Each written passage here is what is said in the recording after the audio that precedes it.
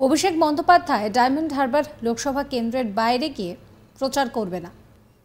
প্রথমে ডায়মন্ড হারবার লোকসভা কেন্দ্রে প্রচার, তারপর বাকি সব। এই প্রশ্নের উত্তর দিতে গিয়ে নওশাদ সিদ্দিকী বলেন, সবেমাত্র আমি ঘোষণা করেছি যে আমি ডায়মন্ড হারবার থেকে দাঁড়াতে ইচ্ছে প্রকাশ করেছি। দল যদি আমাকে অনুমোদন দেয় তাহলে আমি ডায়মন্ড হারবার লোকসভা কেন্দ্র থেকে লড়াই করব। এই খবরে ইতিমধ্যে কালীঘাট কাঁপতে শুরু করেছে। যে অভিষেক বন্দ্যোপাধ্যায় নবজোয়ার যাত্রা করলেন, যার দল বলেন যে যুবরাজ, সেই অভিষেক বন্দ্যোপাধ্যায় বলছেন ডায়মন্ড হারবার ছাড়া প্রচারে যাবেন না, কারণ তারা নিচুতলার কর্মীদের সংগঠন, তারা জানেন যে নিচুতলার কর্মীদের সংগঠন ভেঙে চুরমার হয়ে গিয়েছে। কি বলছেন নওশাদ, এ নিয়ে শোনাবো আপনাদের।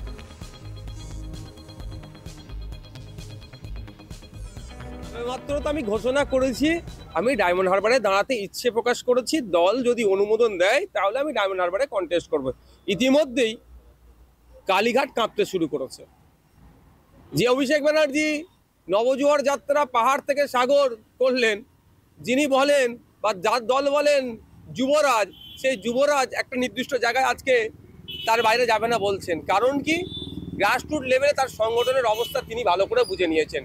যেভাবে তোলাবাজি করেছে অভিষেক বাবুকে সামনে রেখে, যেভাবে সিন্ডিকেট রাজ করেছে, যেভাবে গার্মেন্ট শিল্পীদের যারা সাথে যুক্ত তাদের সাথে প্রতারণা হয়েছে, যেভাবে গ্রামের মধ্যেও সিন্ডিকেট ঢুকিয়ে দিয়েছে, ডায়মন্ড হারবার লোকসভার মানুষ তাকে ভোট দেবে না বুঝে গিয়েছে। সেই জন্য এখন থেকে সে বেডিংপত্র গুছিয়ে রাখছে নওশাদ সিদ্দিকীর বিরোধিতা, মানে নওশাদ সিদ্দিকী ডায়মন্ড হারবারে দাঁড়াবে বলেছে বলে।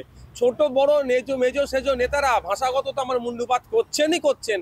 জানি না আগামী দিনে কি হবে। তবে একটা কথা আমি যেটুকু বুঝতে পারছি, মমতা ব্যানার্জি স্পেশাল মিটিং ডেকে যাকে বাইরে বার করতে পারছেন না মিটিংয়ের জন্য, খবর পেলাম সে শেষ পর্যন্ত কোথায় দাঁড়াবে আমি এখনো ভেবে উঠতে পারছি না।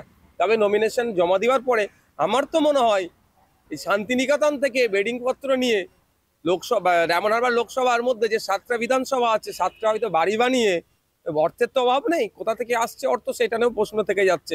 কলকাতা হাইকোর্টের বিচারপতিও সম্পত্তি সম্পর্কে নিয়ে প্রশ্ন তুলেছেন। তো 7টা হয়তো বাড়ি বানিয়ে ওখানেই থেকে যাবে। তবে ওখানে থাকুক আর না থাকুক, ডায়মন্ড হারবার লোকসভার মানুষ ডিসাইড করে নিয়েছে অভিষেক ব্যানার্জি মহাশয়কে পরাজিত করে কালীঘাটে পাঠাবে আর আমাকে জিতিয়ে লোকসভার মধ্যে পাঠাবে। মানে আপনার ভয়? দেখুন, আমার ভয়ের থেকে বড় কথা, মানুষ আজকে সোচ্চার হচ্ছে, মানুষ আজকে সজাগ হচ্ছে, মানুষ প্ল্যাটফর্ম খুঁজছিল। ডায়মন্ড হারবারের মানুষের ক্ষোভের বহিঃপ্রকাশ করার জায়গা পাচ্ছিল না, পেয়েছে নওশাদ সিদ্দিকী, পেয়েছে প্ল্যাটফর্ম হিসাবে। সেখানকার মানুষ ক্ষোভের বহিঃপ্রকাশ করবে, সেটা ভালো করে মমতা ব্যানার্জির দলের এখন দলীয়ভাবে যারা কাজ করছেন গ্রাসরুট লেভেল এবং সরকারের যারা ডিআইবি আইবি আছেন তাদের মাধ্যমে নিশ্চিতভাবে খবর পেয়ে গেছে যে অভিষেক ব্যানার্জির পরাজয় একদম নিশ্চিত।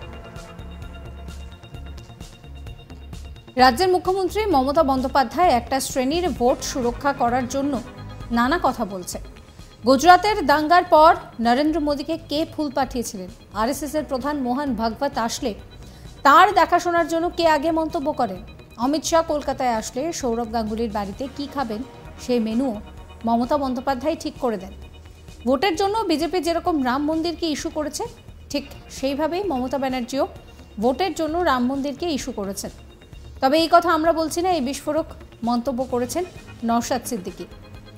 মঙ্গলবার বিধানসভার সামনে নওশাদ সাংবাদিকদের মুখোমুখি হয়ে রাম মন্দির ইস্যুতে বলেন যে মমতা বন্দ্যোপাধ্যায় যে কথা বলছেন সেটা একটা শ্রেণীর ভোটকে সুরক্ষিত করার জন্য। গুজরাটের দাঙ্গার পর নরেন্দ্র মোদীকে কে ফুল পাঠিয়েছিলেন? আরএসএস প্রধান মোহন ভাগবত আসলে তার দেখাশোনার জন্য কে আগে মন্তব্য করেন? অমিত শাহ কলকাতায় আসলে সৌরভ গাঙ্গুলির বাড়িতে কি খাবেন সেই মেনু ঠিক করে দেন মমতা ব্যানার্জি। ভোটের জন্য বিজেপি যেমন রাম মন্দিরকে ইস্যু করেছে, ঠিক তেমনই মমতা বন্দ্যোপাধ্যায়ও রাম মন্দিরকে ইস্যু করেছেন। কি বলছেন তিনি, শোনাবো। আর যে মমতা ব্যানার্জির কথা আজকে বলছেন, আজকে তার ভোটের প্রয়োজন হয়েছে, একটা শ্রেণীর ভোটকে তারা সুরক্ষিত করে রাখার জন্যই এই ধরনের এই ধরনের কথাবার্তা বলছে।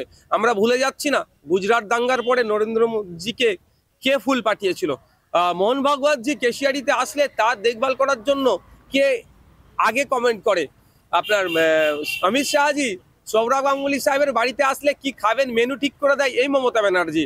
সুতরাং এই মমতা ব্যানার্জি শুধুমাত্র ভোটের জন্যই বিজেপি যেমন রাম মন্দিরকে ইস্যু করছে, ঠিক মমতা ব্যানার্জি ভোটের জন্য রাম মন্দিরকে ইস্যু করছে। একই সঙ্গে তিনি বলেন যে যে যার মতো করে রাম মন্দিরকে ইস্যু করে রাজনৈতিক ফায়দা চাইছেন। বেশ কিছু রাজনৈতিক দল রাম মন্দিরকে সামনে রেখে ভোট পেতে চাইছে, আর কিছু রাজনৈতিক দল আছে রাম মন্দিরের বিরোধিতা করে তারা কোটার যে ভোট সেই ভোটকে সুরক্ষিত রাখছে, যেটাকে কোর ভোট বলা হচ্ছে। দিনের শেষে দুজনেই মানুষের উন্নতি চাইছেন না, শুধু ভোটটাকে সুরক্ষিত করতে চাইছেন। চাকরি নেই, যুব সমাজ হন্যে হয়ে আজ ঘুরছে। চাকরির ব্যবস্থা করতে হবে। শুধু ভোট ব্যাংকের রাজনীতি এরা করছে। এদের হাত থেকে দেশকে এবং বাংলাকে মুক্তি দিতে হবে। কি বলছেন তিনি, শুনুন। যে যার মতো করে রাম মন্দিরটাকে ফায়দা নিতে চাইছে একদল একটা রাজনৈতিক বেশ কিছু দল রাম মন্দিরকে সামনে রেখে একটা ভোট রাখতে চাইছে, আর কিছু রাজনৈতিক দল আছে রাম মন্দিরের তথাকথিত বিরোধিতা করে এই ধরনের শব্দ প্রয়োগ করে তাদের কোর ভোট ব্যাংক যেটা সেটাকে সুরক্ষিত রাখার চেষ্টা করছে। দিনের শেষে দুজনই চাইছে, মানুষের ডেভেলপ চাইছে না, তারা শুধু ভোটটাকে সুরক্ষিত করতে চাইছে। আমাদের বক্তব্য একদম ক্লিয়ার বক্তব্য, আজকে মানুষ খাবার পাচ্ছে না, ক্ষুধার সংখ্যা ভারতবর্ষে দিনের পর দিন বেড়ে যাচ্ছে, সেটাকে নিবারণ করা দরকার। চাকরি নাই, যুব সমাজ আজকে হন্য হয়ে ঘুরছে, চাকরির ব্যবস্থা করতে হবে। আজকে আমাদের চীন থেকে শুরু করে আমাদের প্রতিবেশী রাষ্ট্রগুলো আমাদেরকে চোখ রাঙাচ্ছে, সেটা বন্ধ করতে হবে। তার জন্য পলিসি আনা দরকার। শুধুমাত্র ভোট ব্যাংকের রাজনীতি এরা করছে, এদের হাত থেকে দেশ এবং বাংলাকে মুক্তি দিতে হবে। একই সঙ্গে তিনি বলেন, মন্দির মসজিদের সামনে বসে কোনো শিক্ষিত ছেলে চপ বিক্রি করবে, এটা কোনো শিক্ষিত ছেলে কি আদৌ চাইবে? সরকার চাকরি দিতে ব্যর্থ হয়েছে। মমতা ব্যানার্জি চপ বিক্রির নিদান, কাশফুলের বালিশ বিক্রি করে যেভাবে অর্থনীতির চাকা ঘোরানোর কথা উনি বলেছেন, ঠিক একইভাবে মন্দির মসজিদের সামনে একটা শিক্ষিত ছেলে ডালি নিয়ে বিক্রি করার অর্থও একই। 2 কোটি চাকরির প্রতিশ্রুতি দিলেও চাকরি তো দূরের কথা, বরং ছাঁটাইয়ের সংখ্যা বাড়ছে।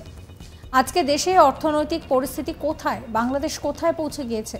আমাদের তরুণ সমাজকে যদি কাজে লাগানো যায় তাহলে চীন, জাপান, আমেরিকা আমাদের পিছনে থাকবে, আমরা শ্রেষ্ঠ আসনে থাকবো। শোনাবো তার কথা। দেখুন, মন্দির মসজিদ বা গুরুদুয়ারা বা গির্জার সামনে একটা শিক্ষিত ছেলে বসে চপ বিক্রি করবে, ঝালমুড়ি বিক্রি করবে, এটা কি কোনো শিক্ষিত ছেলে চাই মনে প্রাণে? কিন্তু সরকার ব্যর্থ হয়েছে, এদের হাতে চাকরি দিতে ব্যর্থ হওয়ার ফলে আজকে সেই হয়তো শিক্ষিত ছেলেকে ওখানে বসতে হচ্ছে।